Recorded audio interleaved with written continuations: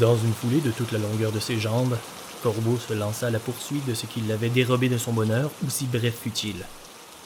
Sous la pluie, son odeur masquée, ses pas estompés par le bruit des lourdes gouttelettes percutant le feuillage, il suit la piste incandescente d'une aveugle confiance. Certain de pourchasser sa proie comme l'ombre du loup qu'il l'avait entrevu quelques secondes auparavant, il s'enfonce dans la forêt. Quelque chose le guidait dans son ivre détermination. Quelque chose que Corbeau ne comprenait pas, mais qui lui procurait un sentiment d'assurance. De savoir enfin ce qu'il devait faire, aussi trouble soit l'objectif, le confortait. Corbeau connaît la forêt tel loup solitaire sur son territoire. Il court et il court pour aller à la rencontre du voleur. Aucune peur du danger, il poursuit les pas du malfaiteur. D'où tenait-il ses talents de pisteur? Ses jeux? Ces longs jeux en solitaire où il cherchait à trouver un petit animal dans la forêt. Il appelait celui-ci le bio-catching, un joli passe-temps pour cet enfant qui voulait oublier. Il courait sans remarquer le paysage autour de lui. S'il l'avait fait, il aurait remarqué qu'il ne connaissait aucunement ces arbres au feuillage changeant. Il arriva au bout de la piste, enfin. Il sembla avoir couru pendant des heures et des heures sous cette fracassante pluie, et le chemin se découvre sur une grande clairière. Mais aucune trace du loup. Pourquoi l'avait-on mené ici? Pourquoi tout ce qu'il fait ne lui procure rien de bon, rien de plaisant? Juste un goût âpre sur les lèvres, une froideur dans son torse et un pincement sur son cœur déjà meurtri. Corbeau tenta de crier de toutes ses forces dans sa fureur, mais le seul son qui sortit n'était qu'un son étouffé qu'on lui connaît si bien. S'il avait pu mettre la forêt en cendres, c'est ce qu'il aurait fait à l'instant. Pour un moment, Corbeau voulait détruire ce qui l'a conforté dans les années précédentes de sa jeune vie. Après un certain temps, il se résigna et décida de rebrousser chemin pour retourner vers son seul ami qui est maintenant inerte. Le retour fut bref, comme s'il avait simplement à se retourner pour constater qu'il n'avait pas bougé.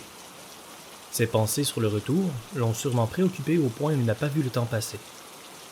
Il répétait des promesses dans sa tête, des promesses pour retrouver un ami, des promesses qu'il allait créer des jeux pour les autres, même s'ils ne veulent pas jouer avec lui, des promesses qu'il ne se plaindrait plus sur son propre sort, à condition qu'il ait enfin quelqu'un avec qui passer son temps. Corbeau se retrouvait à genoux, devant l'endroit où le berger allemand gisait. Combien de temps était-il parti? 1 heure? 30 minutes? 4 heures? Il ne savait plus trop.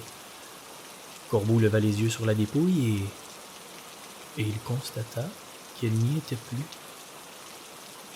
La pluie torrentielle l'avait peut-être emporté dans la rivière. Il ne pouvait donc plus lui faire une sépulture comme il souhaitait.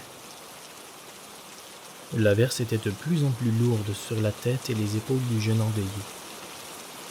Il sembla qu'il ne fût pas capable de bouger quoi que ce soit, restant sur ses genoux.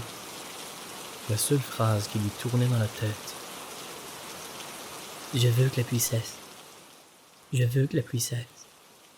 Je veux que la pluie cesse. » Sur le même ton monocorde. Les yeux fermés, aidant le déluge de ses larmes, Corbeau sentit quelque chose de froid, puis humide sur son nez, à nouveau sur son front, puis ses mains.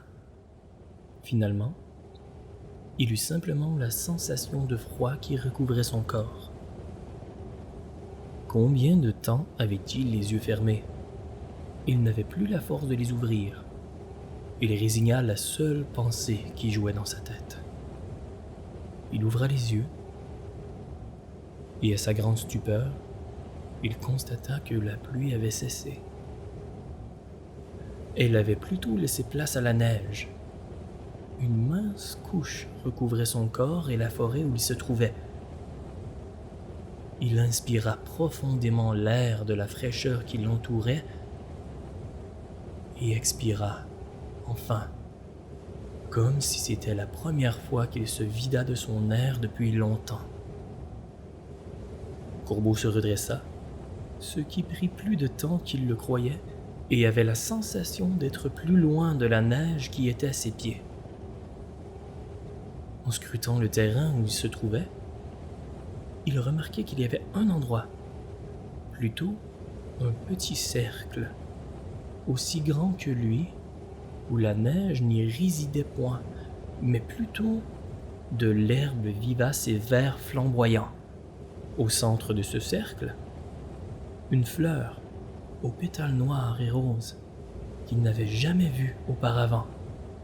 Ses branches étaient brunes et ses pics étaient blancs. La lumière qui le guidait dans son expédition dans la forêt entourait cette fleur. Les cheveux du jeune homme avaient semblé pousser d'un coup et portaient maintenant la couleur des flocons qui tombaient du ciel. Corbeau restait paisible et finalement acceptait ce qui se dévoilait devant ses yeux. Un sourire s'esquissa au coin de ses lèvres. Une seconde, profonde inspiration lui fut un bien qu'il n'avait jamais ressenti. Au moment de l'expiration, une voix au loin se fit entendre, au même moment que toute la neige disparut. Corbeau, où es-tu, petit bâtard?